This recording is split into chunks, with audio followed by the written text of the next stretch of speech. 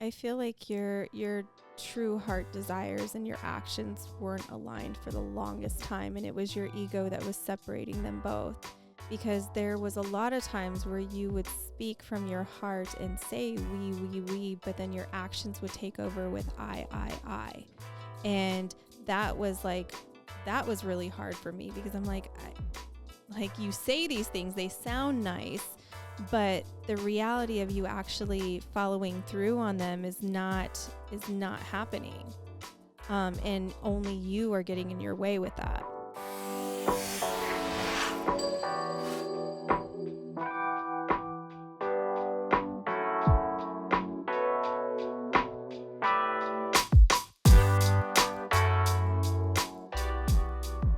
Okay. You ready, Shannon? I don't think I'm ever ready for this. Full disclaimer, we've just gotten home we had a shoot together 2 days in a row, actually, and they've been Very long days. pretty long days. Your day was way harder today than mine. I got a lot of stuff done.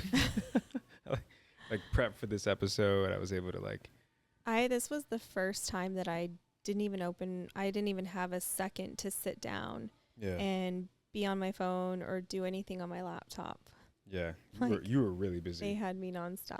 And you were talking, so it was like you had to be on. Talking on camera. Yeah. Favorite thing. Your favorite. So we are a little tired. It's nighttime. I'm a lot of tired. If you're listening. I also woke up earlier. Yeah. Been going. But we're here with all of you. I'm here because I love this man to my right. Oh, you don't care about the people? And y'all, but I love you. Well, I think this is going to be a good one. So let's get the last bit of energy we have left, and let's make it a good one. So today, the topic, I don't know what the title is going to be, but the topic is primarily going to be what happens when you are a healthy and evolved person, but you get into a toxic relationship.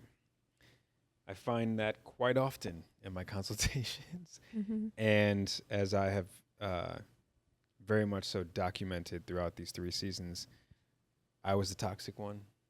You were the evolved, healthy, mature, wise.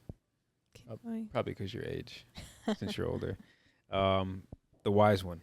And, okay, sorry. If you're watching, I had to get up to give Chicago his bone because he was demanding it. So I've documented that I was a toxic one, you were the healthy and evolved one, and I think this will help out a lot of people. One of the books I recently read was Jay Shetty's 8 Rules of Love. Also went to go see him live. It's pretty cool. And there's a section in the book where he talks about the parental gifts and the gaps. And if you have the book, it's on page 44. I also cover page 45. But really quick, basically, he talks a little bit about how, in a basic principle, that early relationships that we have with our partners and caregivers establish the relationship dynamics that we're compelled to replicate as adults. So when we're young, we completely rely on our parents and we figure out ways to attract their attention, to inspire their affection, and to feel their love. And the love they give us shapes how we engage in love. Let's start there. Growing up, more background, more timeline for everybody. For me, if my mother was my first guru, my first love, which she was, no secret, again, if you're familiar with the show, she broke my heart a couple times. One in particular that I've had her on the show and we've talked about. Dad was way more out of the picture than in, like 97.5% out. That little bit in. I have such a yawn. Yeah, Shay's it's like very tired. Like stuck in my throat. That's what she said. Get it out. Pull out. And so for me, the idea and definition of love there's another part of this page where he talks about how it could be through love could mean suffocation. It could mean anger. It could mean a dependence in a unhealthy way. And it could be humiliating and a bunch of other crippling variations. And so for me, that was more or less kind of my idea of love. It like wasn't joyful, wasn't much quality time, it wasn't much affection, it wasn't really caretaking, it wasn't loyalty. And insert you, maybe you could tell everyone your childhood of an idea of love, your guru as your mother, and how she kind of loved you. Yeah. I think my mom, when I think back of my childhood, my mom was very nurturing, in the most loving ways. Like if I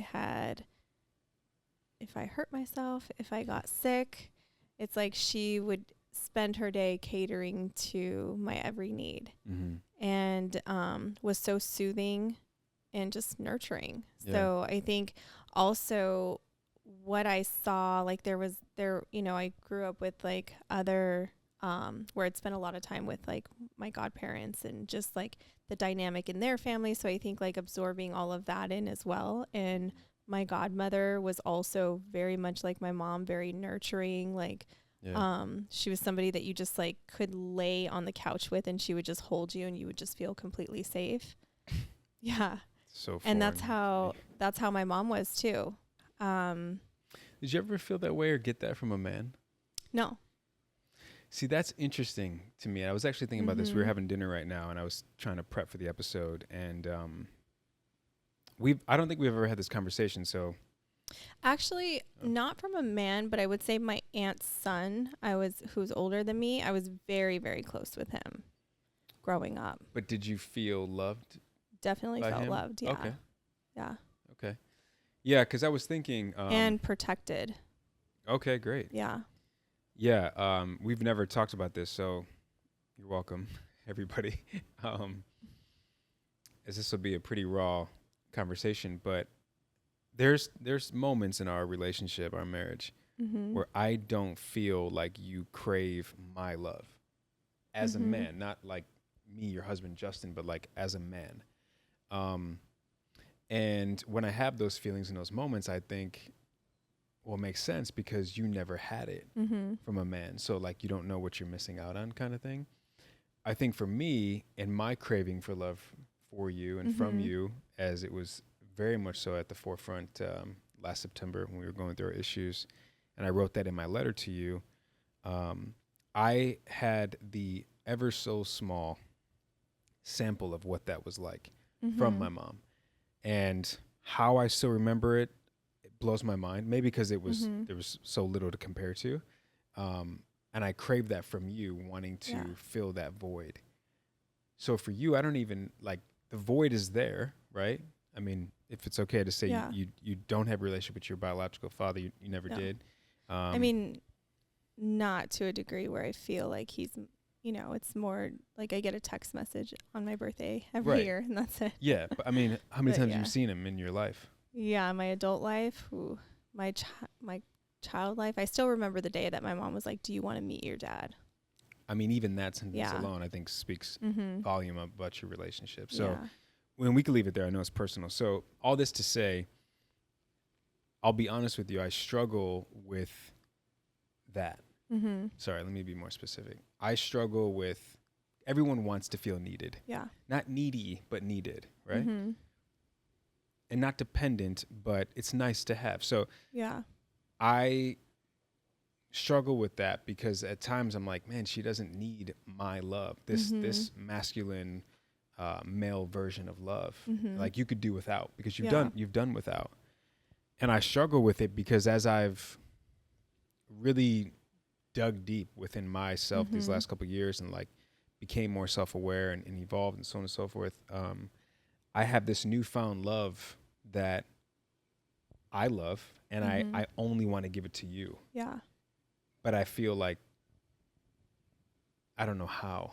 I don't even know if you need it. Yeah. Does that kind of make sense? I'm like speaking out loud. But. Yeah, I think for me, I definitely need it. I definitely want it. But I think I have, spent a lot of my adult years building systems around being more independent and not needing it, and it not being something that more so like the holes that I had, I feel like I ended up filling them myself.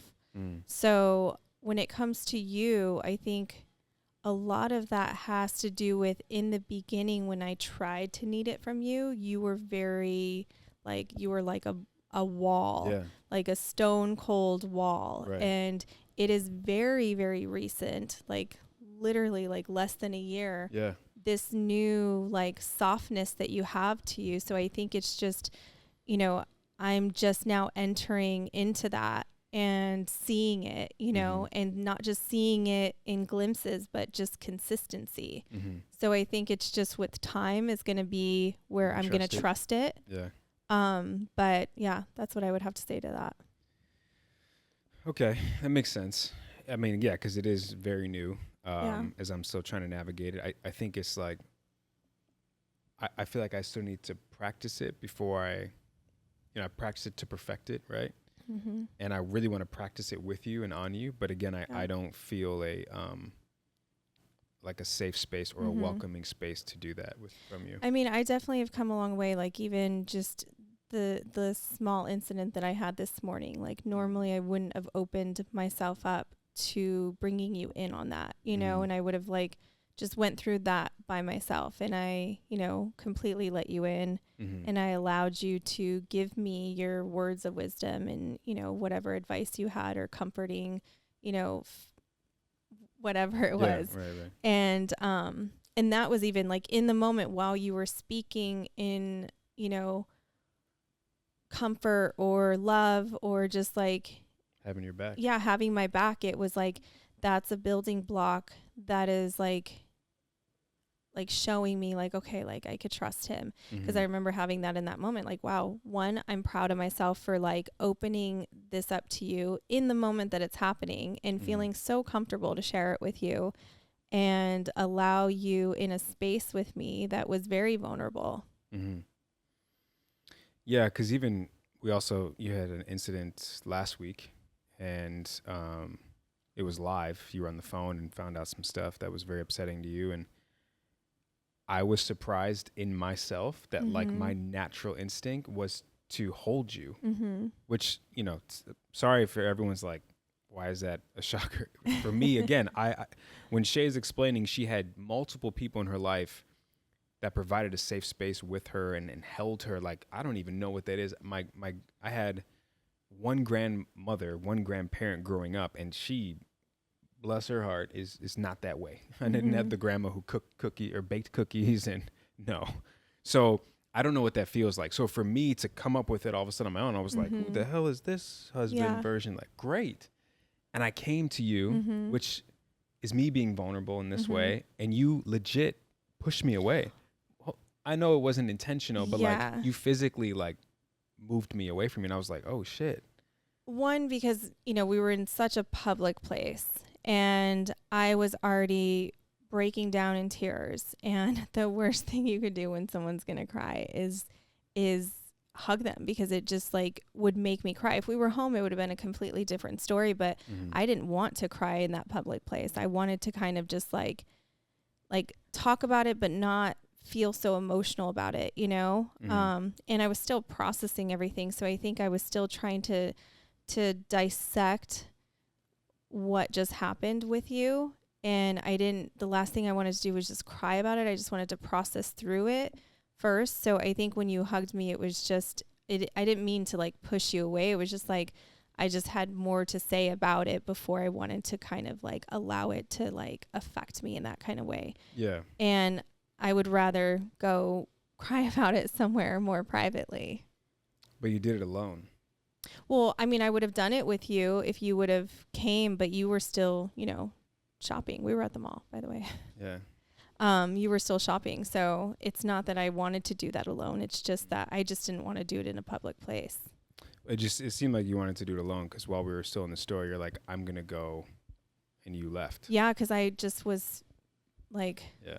But so I was consumed by the thoughts and the feelings, and And it's not that I wanted to be alone. I just didn't want to be in such a public place at that time. And by no means am I trying to make this about me, because it's not. What I'm just trying to get across is like, with this newfound version of me, I'm like, oh my God, like this is what you've been waiting for. Yeah.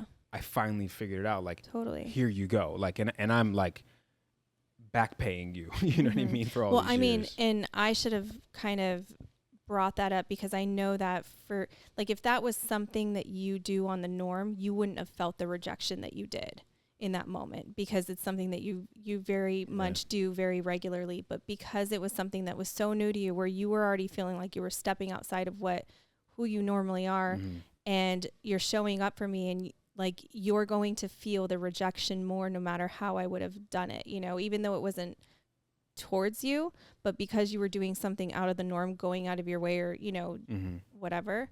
I think that's why you felt that rejection in that moment. Like, but if that was something that was very normal for you to do, you would have understood more that I wasn't just pushing you away. Well, it's part of it, because I've in a form of rejection come to you in times like similar time to that, maybe not the exact way I came to you, but I've come to you to offer, and you do your natural reaction to things that are not good, conflict, whatever, is alone. Like, deal with it alone. And I've noticed that about you, which, you know, if that's how you deal and process with things, like, that's fine. And I'm here if and whenever you need me. I think, I didn't take it personal. I was just like, oh shit. Like, I remember like having an out of body experience, like how I'm holding her. We're here. Wow. This is, you know, like, remember Bree, our friend's wife, one time we were at their house, and she talked about how, like, cause she's similar to me and struggles with being affectionate, and she didn't grow up with it, et cetera. And she was saying, like, for her, it's literally like she has to go into her brain and turn on the affection switch in the room. And did you feel like you had to do that, or it came natural? No, it came natural. But while I was there, I was like, someone turned on the switch, you know, like, we're here, the light's on in the room. Yeah. And I was so happy. And then when you pushed me, I was like, wait, did I read the room wrong? Like, am I in the wrong room? But I bring all of this up because, like I said, I crave that love that you got growing up, especially from a woman. And I just wondered if you crave that from a man, because I don't think I've ever asked you, at least in this way. So, but you're saying you do. Yeah, I mean, I love, like, even just the pieces that I got from my mom growing up, of how nurturing she was when I was sick. You know, for years in our relationship, if I wasn't feeling good, I felt like I was a burden to you. I never felt like you were nurturing to that. And recently you have been. So this is just like a new thing that I'm having to trust, you know, get used to, and trust that this is like really like genuine, you know? Yeah. But like, is this here to stay? Well, I mean, I can definitely assure you that it is here to stay, because it feels great. I'm so happy it happened natural. I'm happy I figured it out, better late than never. And again, I feel like I have back pay to you, like back child support. Like, I feel like when you're sick, like, I thrive in those moments. Like, I want to like baby you and take care of you and cater to you. And I do that because I know what that feels like. And I just feel like for the longest time, when I was in a relationship, you know, the beginning of our relationship, I didn't get that from you. And that was something I really craved and I really missed. And it made me like, that's why I would call my mom when I was feeling that way. And you would ask me, like, why do you always call your mom? Like, because I wasn't really getting that part from you. Well, I mean, again, in those moments, like, I had no idea how to help my partner when they were down. Like, and if I did know, it was the hype man. So, you know, you'd get the hype man, and then like sometimes you didn't need the hype man, and I'm like, that's the only tool I got right now in this box, you know. But after finding, as we've talked about before in this season, our rhythm and our dance, and getting to know you more, I'm starting to figure it out. But like I said, it's a really interesting. I've never been in this dynamic before. One, I don't think I've cared as much about this dynamic in other relationships. So it's just like I'm literally learning as I go. Like I'm very much so trial and error mode. Yeah. Pardon the interruption. Just wanted to hop in here really quick for a couple reminders. The first reminder is the merch is available and it is back better than ever. I have some beautiful, super dope new designs, especially with the gratitude for the win, therapy for the win, and the vulnerability and normalizing that for men. Those 3 designs are brand new. I personally love them, and I'm really excited to showcase them to you guys, and I'm hoping you have the same feeling that I do. So you can go get those right now at justindavis.life. That's justindavis.life. Of course, the link will be in the description below, whether you're listening or watching this. But again, just a friendly reminder, still merch out here. Got some long sleeves, got some crew neck sweatshirts, got some hoodies, got some t-shirts, whatever you need, whatever climate and season you're in. By the way, this time, as I switch some stuff around, shipping worldwide. I repeat, shipping worldwide. So all the international followers and the beautiful supporters of the community, I'm sorry about the past, but it's a new day. Get your merch too.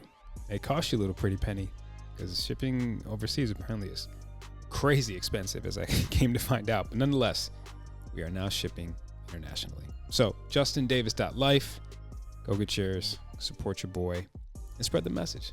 Some beautiful ones out there. Back to the episode.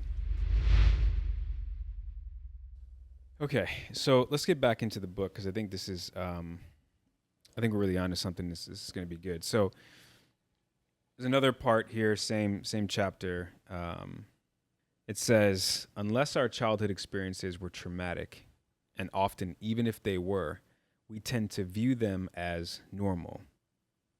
I definitely viewed my traumatic childhood as normal.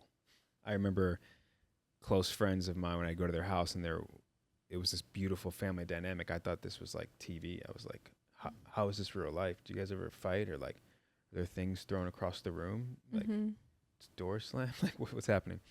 Back to the book. And it says, then when we are loved by someone who shows it differently, for example, through joy, time, and abundance, it may take us longer to notice and appreciate those qualities as genuine expressions of love. I'm going to say it one more time for the people in the back. I don't think there's anyone in the back. People in the back. Unless our childhood experiences were traumatic, and often, even if they were, we tend to view them as normal. Then, when we are loved by someone who shows it differently, for example, through joy, time, and abundance, it may take us longer to notice and appreciate those qualities as genuine expressions of love. I highlighted this, and I'm bringing it up now because when I met you, and once we started to fall in love, I viewed that love as not normal, very different, and I didn't see it as a genuine expression of love, and I didn't appreciate it. I think mainly didn't trust it. Like I thought it was too good to be true, or it wasn't going to last. Like where's the bad news day or the exit door? Did you ever feel that or sense that from me? Yeah, I mean, in those times, I feel like I would get glimpses where you were letting it, letting it in, and then I would feel like a hard wall. And I think with that, I could tell that you were going through like your own emotions in your head. And it felt like 1 minute it was like great, and then there would be like something that would happen in you that you would just create drama or create a problem. And I think that was you fighting what was like the joy, the bliss, like the good feelings. And you were like probably thinking like, this is too good to be true. There has to be something wrong. And then you would go look for something to be wrong and then focus on that. Do you remember that? I just want to ask the people, like, who can relate to that? If you are that person or you're with that person, like, who can relate? Because I 100% remember that. I was very unconscious, and it was me by default that I would come in and create problems or distractions or maybe over dramatize the situation because I was so afraid to let you in. It was all with fear. I was leading with fear. As much as I so badly wanted to think it was a genuine expression of love, right? As much as I so badly wanted to appreciate it, I just knew it as a foreign feeling. And so how can you trust something that's foreign, right? Like you said earlier, how you've built systems and put them in play, and bring them up often when it's like independent Shay, as I joke around. Well, for me, my systems and my way of thinking were, you can't trust this person. Yeah. Because when you have, look what happened. And it was all subconscious, which was really scary. It was crazy because I remember even just being on a high of like, you know, the good times that we would have. And then all of a sudden it was just like what just happened? Yeah. And I'm telling you, love, it was, honestly, now here we are in hindsight. It was overwhelming for me. I'll open up here in a very transparent way, and this is for the guys, because I know there's a lot of men out there who have done or are doing what I did. And I can tell the women or the partners that you're with, 99% of why he does it or why you do it is because of fear. Yeah. Whether it's, for me, it was fear of letting you in because I was afraid you would hurt me or abandon me. Whether it's men have trust issues with women, or they fear wasting their time, or they fear commitment issues, but it is all centered around fear. You okay? Yeah. You getting emotional? Yeah, I don't know why. What's going on? I don't know. It just bringing you back? Yeah. No, but also I feel like, I don't know. I'm just really emotional. I think I'm tired. Yeah. It's all because of fear. And the reason why I say it was overwhelming is because I can't tell you how bad I wanted you. I wanted what we talked us up to be, and what we saw us to be. And the overwhelming part came in because I'm like, I don't know how. Because if, like, I know one way of me and I've trusted it, and this is what I thought at the time worked for me. It wasn't me, it was them who were the problem. But I knew deep down that I don't have the answers. I don't have the equation. I don't know how to ask for help. Because if I ask for help, I'm going to be looked at as, you can't take me seriously, or you can't trust me, or you can't count on me, or I can't protect you because I'm asking you for help. And God, I wish in those moments I would have just asked for help. I wish I would have been transparent. I wish I would have said, I am really, really in like right now with you. And then when I was really, really in love with you, I wish I would have just said, however, like from this point forward, I don't know what to do. And instead my ego took over, my pride took over. And I just thought I had all the answers. But I think there was moments that you did share that with me. Because I think those are the moments that allowed me to see that internal struggle within you. How would I, because I don't remember, but maybe for the people, what would be some examples of how I shared that with you? I think there was a few times where we would get into like a crazy like fight that stemmed from honestly nothing. And it would just like get so blown out of proportion. And I didn't even know how to move forward. So the only thing that I knew how to do was give you time and give you space, because I felt so secure with like what had happened, and it wasn't what you were seeing it to be, that I'm like, maybe he just needs time to decompress and process, and hopefully he'll come around. If not, then I mean, I have no regrets, type thing. And you would come around and you would say usually all the things that and it was like a night and day situation where I don't know, and that's where I was able to kind of like offer you grace, because I saw that internal struggle that you had. Well, I'm glad you did, because I felt that internal struggle, and I like literally didn't know what to do. And if someone's thinking like, well, JD, you go to therapy, like, well, let's talk about that for a second, because yes, short answer, I was in therapy during this time. Unfortunately, I wasn't taking ownership, or I couldn't acknowledge what I was projecting and giving off to Shay. I more so in my therapy sessions was probably complaining about what Shay wasn't doing, or I'm asking things of Shay and she's not giving them to me or doing them for me. So that's probably where my therapy sessions went. And I wish I could have been vulnerable and transparent with my therapist and been like, if I'm being honest, like I'm at this place where I don't know what to do, and I don't like not knowing what to do because I have to be in control. Because I'm not in control, what if I get hurt? Like, that's where the overwhelming feeling comes in. And it's tough because I wanted to share that with you, but I couldn't. And it was hard because you were and obviously are my best friend. So I felt like I was hiding something and a major piece of who I was from you. Not in like a lie kind of way. It was just like, I just don't know how to share this information with you. Because I was literally processing it as I was going. But in hindsight now, I wish, and to all the guys out there, if you can relate to this,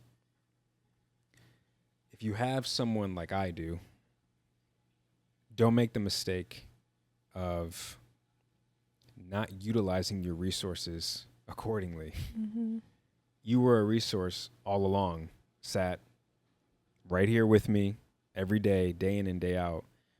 And I chose with ego and stubbornness and pride to say, I'm going to figure this out. I'm going to do this. I. When it should have been we, it should have been us. And I felt like I had to tackle this problem on my own. Because if I'm thinking correctly here now, as I process all this, I also felt like it's not your weight to carry, right? Like I'm taking my childhood wounds into this relationship, and that's not fair to you, right? Like the saying goes, what we lack in childhood, we seek as an adult. But I'm like, that's not your problem. It's my problem. But even though I know it's not your problem, I know you would help me with any problem that I had. I just couldn't do that. I feel like your true heart desires and your actions weren't aligned for the longest time. And it was your ego that was separating them both.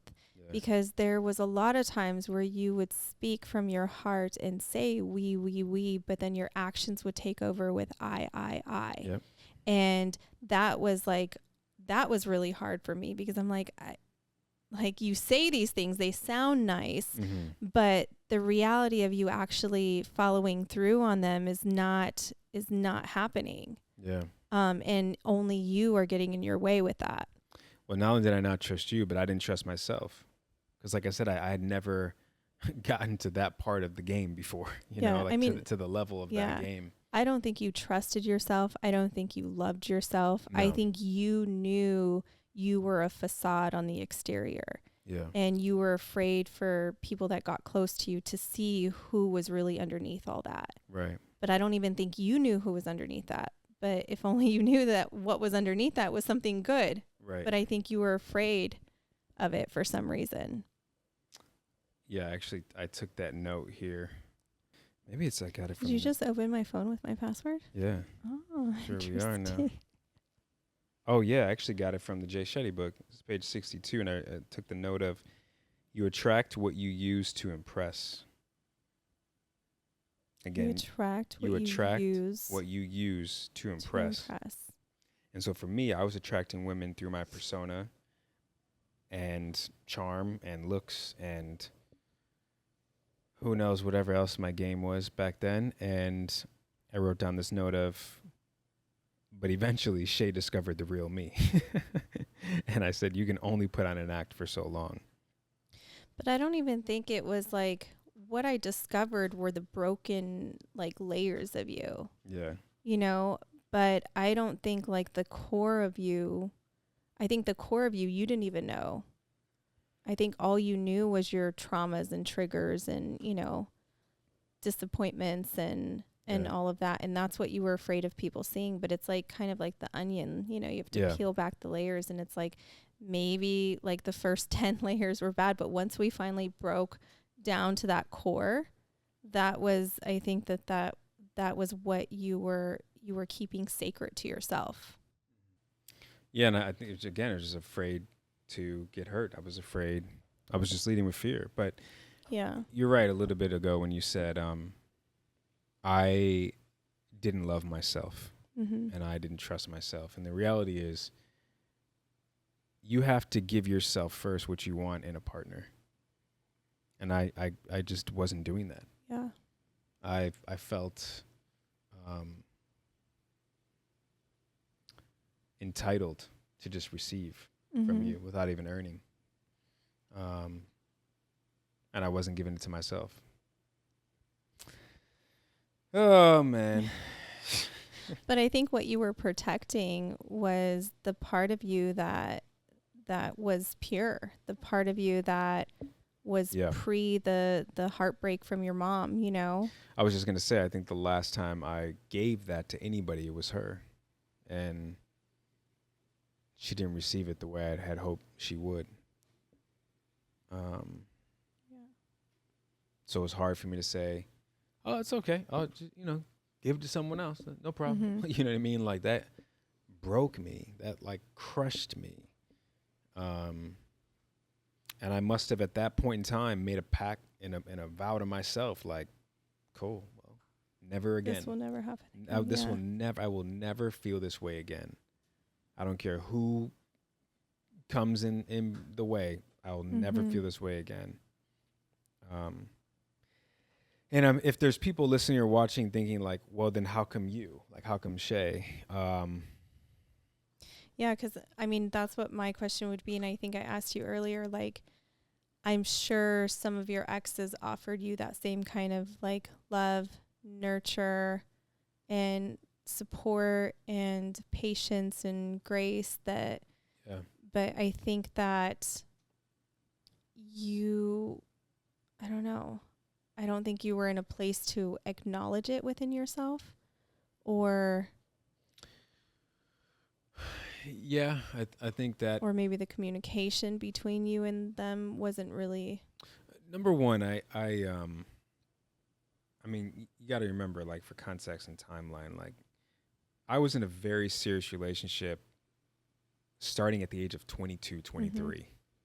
I mean, come on. Like, first and foremost, like, what the hell did I know about commitment, love...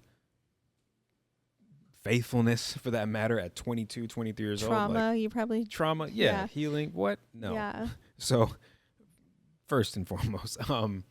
But looking back, don't you feel, because you were in a relationship at such an, early age, and you kind of went into a back-to-back kind of situation, there was a small gap in between, right? Right. So I think, like, you subconsciously, whether you knew or you didn't know, you subconsciously were kind of trying to fill holes. Yeah. That's exactly right. I was trying to fill voids with people, unfortunately, and you cannot fill voids with people. And I think I'm going to give myself a little bit of credit back then, now that I know this. I didn't know this back then, but I feel like it was somewhere deep within.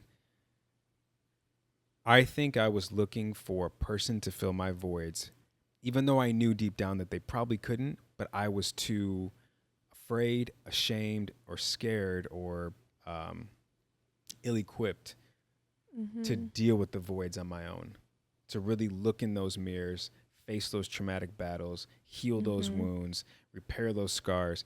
Like, I wasn't trying to do that. I was trying to take the shortcut, the easy route. Hey, you please come fill this void.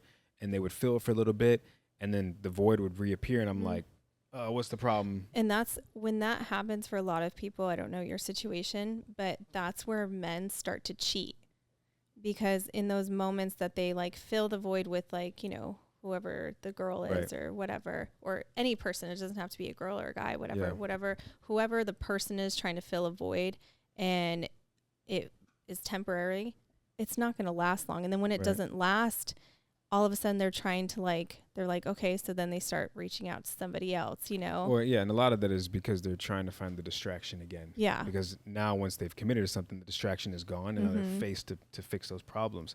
So I agree. Like, that's when they start to cheat, but I will say that's also when they start to shut down. And I would shut down a lot.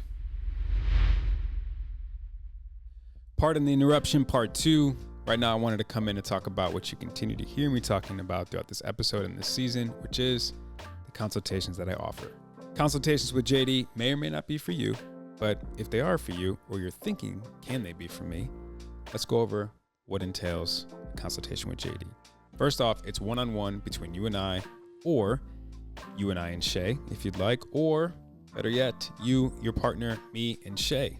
Now, I record every single session via Zoom because of this main reason. You're not going to have to worry about what I said, what you said, what Shay said, what we came up with.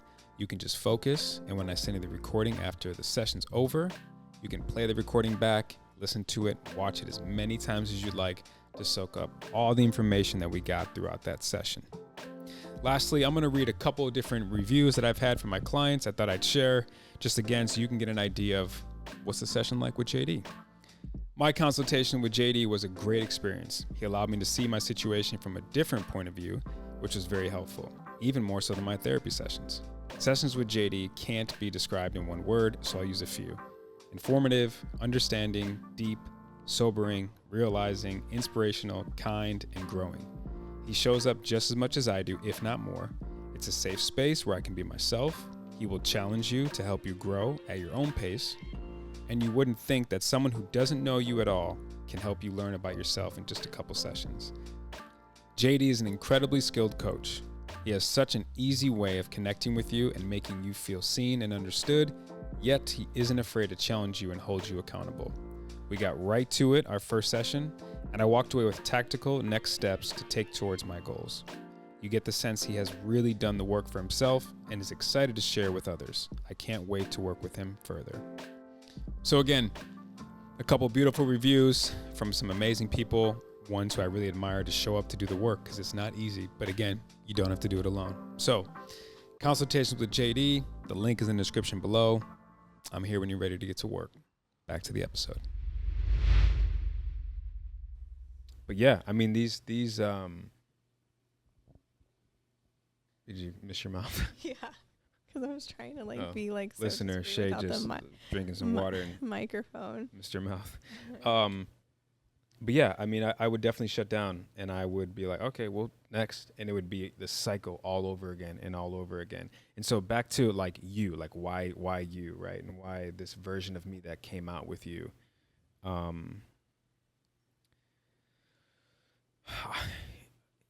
don't have like a bullet point Excel spreadsheet. Like I could just say, this is why, and this is why. I don't really have that. It's actually something I've been trying to figure out and answer to for a long time because people ask me all the time. I've said this before, have this angelic presence about you and energy to where you provide the safe space and the loving space that you once received. And I feel that to my core, sometimes like without even me realizing, like I feel it deep down. So it allows me to come out with this version of me, this side of me. Timing has a lot to do with it because now in therapy in the last 5 or 6 years, I've really taken it seriously and been transparent and vulnerable and owned, my actions, et cetera, and taking accountability. And I've said, I think last season when my ayahuasca episode, I said, I'm now getting comfortable with the unknown, which is something I was so afraid to do because I wasn't in control. And you've allowed me to really release a lot of that control because I trust, and I've never trusted before. Yeah. So, I mean, that's my custom answer. I don't know what everyone else's answer would be, but when I had the episode last season about why do men get married, I wish I would have given this answer for me. You are the perfect person for me at the perfect time in my life. And as much as I've messed up early on, as much as we couldn't figure out our dance and our rhythm, I'm so happy I didn't give up. I'm so happy you didn't give up. I'm so happy we didn't give up, because if I could have been given a glimpse of who we are now, and if it would have been too late to receive that, I would have been broken again and devastated again all over again. So I'm happy and I'm proud of us for sticking it out. I'm not trying to make you emotional. But back to the book, and maybe we could kind of wrap up here. Again, it's that same chapter about parental gifts and gaps. It says, if there is a gap in how your parents raised you, we look to others to fill it. And if there's a gift and how our parents raised us, we look to others to give us the same gift. Full circle. There was a major gap in how my mother raised me, and I was looking for you to fill it. And you, however, were given many gifts in how you were raised by your mother, and you were looking to receive those gifts from me. Mm-hmm.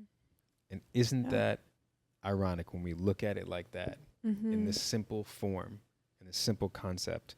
Because I wasn't giving you the gifts that you were so hoping to receive that you've received before. Mm-hmm. And you can't, even if you tried your hardest, fill the voids that I was so desperately begging you to fill. Mm-hmm. And now that I filled my own voids, and I think I'm giving you the gifts slowly but surely that you've requested after all these years, it hits different because I think we've earned it. Mm-hmm. You know? Yeah, I feel like I wouldn't change anything about... Anything? I don't think so, because I feel like it really helped us, and I think I said this before, build the foundation that we have now. And I think through adversity, when you go through adversity with people, or, you know, hard times with people, or just anything, you know, like that, to that degree, I feel like it really bonds you, and it builds a level of love, trust, and all of those things. So I wouldn't change it. And it honestly, I feel like the chapter we have entered recently, it makes me so excited. Like, I want to do so many things all over again with you, because I feel like we both have new eyes, new hearts, new love, like all these new things that I just feel like I'm like excited to like just travel again. Not that, you know, but just like do cooking classes and be excited. And I just feel like I'm excited to do things. Not that I wasn't excited before, but it just feels different. It feels like we have this wholeness with us. It feels like we have this safety net. We have, again, new eyes, new love, a new bond. Yeah, I was actually thinking the other day, I want to get married again. Yeah, I think about that all the time. Because, like, I think half of our wedding we don't even talk to. Well, I also like, we have think so many that new, beautiful people in our life now that I wish were at our wedding. Yeah. Well, not only that, but I also feel that even just like getting engaged, you know. Oh yeah, I wish I could propose again. When I wouldn't change anything about our story. Like, I feel like it all happened exactly how it was supposed to happen, for the right reasons, and we're probably here with this new bond and better foundation because of it. However, I do feel like we have this new bond, this like better foundation, this new love, that I just want to experience all those things all over again with this love. With this bond, Yeah, where I just feel like our engagement would probably be even 20 times, 100 times better than what it was. Our wedding would be like, I can't even imagine a wedding better than ours. And I feel like what we have now, it would be better than what we had. Yeah. If that makes sense. No, it does. And I agree. But it's exciting. It's an exciting time that we're in, because I just really look forward to how much more we can build and how closer we can get. Yeah. And to really bring it all home here, like, I hope this gives you, the listener, you, the viewer, hope. You know, if you're the healthy and evolved one in a relationship with a toxic one, I hope this helps, because that was us. And here we are sitting in front of you and in your ears or your speakers right now. Like, it can change. The how has to be, the toxic person has to want the change and has to even see that there is a need for a change, first of all. And that they're probably the main driving force behind that change. But it is possible. And I'm telling you, like, if I could figure out my shit, your toxic partner can figure out their shit. 'Cause I was as stubborn as they come. Yes, you were.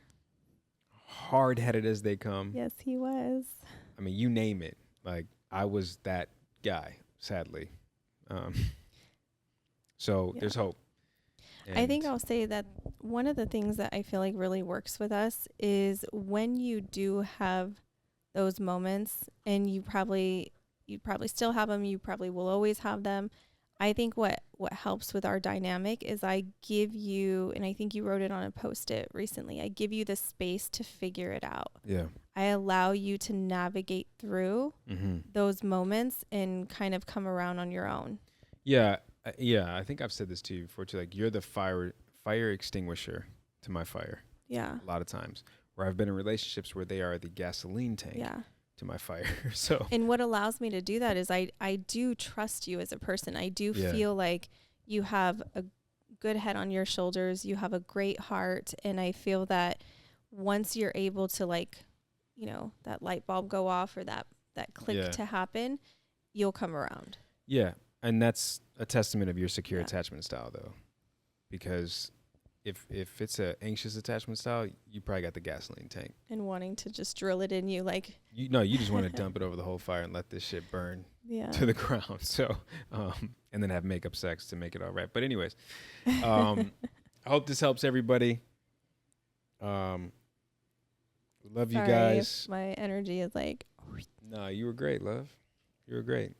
We love you guys. Again, I hope this helps. I just really wanted to make sure that we covered this in this season, because I know it's a popular question. It's a popular DM that I get, and it's a popular topic in consultations that we have with people. So let me know in the comments what you think, and we are going to get out of here and go to sleep. We're going to go have some toxic sex.